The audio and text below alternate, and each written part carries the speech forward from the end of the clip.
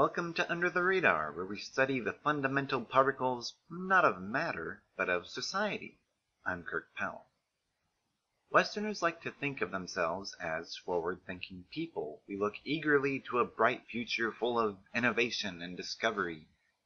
But one of the activities we commonly see as very forward-thinking may actually be just the opposite. I would argue that recycling is a backward-facing activity. Firstly, because it aims to reduce past wastage by annihilating present objects. We are rectifying the wastefulness of previous Westerners by destroying durable items, things made of metal, rigid plastic, or other materials that would otherwise last a while. Unfortunately, over time, civilizations and their technologies fail, and the transmission of useful information often comes through unofficial channels like heirlooms or even trash.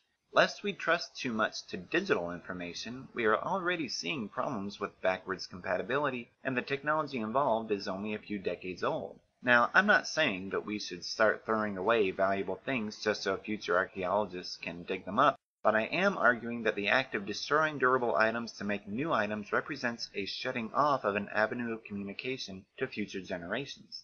That is to say, a failure to look forward. The second way that recycling is backwards facing is that the final products tend to be similar to what we already had. Sure, sometimes an aluminum can is recycled into a computer casing, but far more often a cup is recycled into a cup or into printer paper or some other familiar object. It's the dull side of sustainability, the ability to keep doing the same things we've been doing. We do the same sort of recycling of ideas and behaviors. We are living in an era of case studies, legal precedent, and book or movie sequels. Western society has warmly embraced repetition, to the detriment of imagination.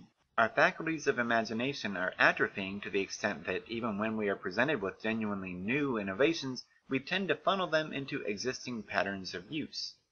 Here you might be thinking of the newest iterations of the iPhone, and that's a fine example, but let me give you another one, an instance of idea recycling so vapid and unimaginative that when I realized it a year or so ago, it kind of ruined my day.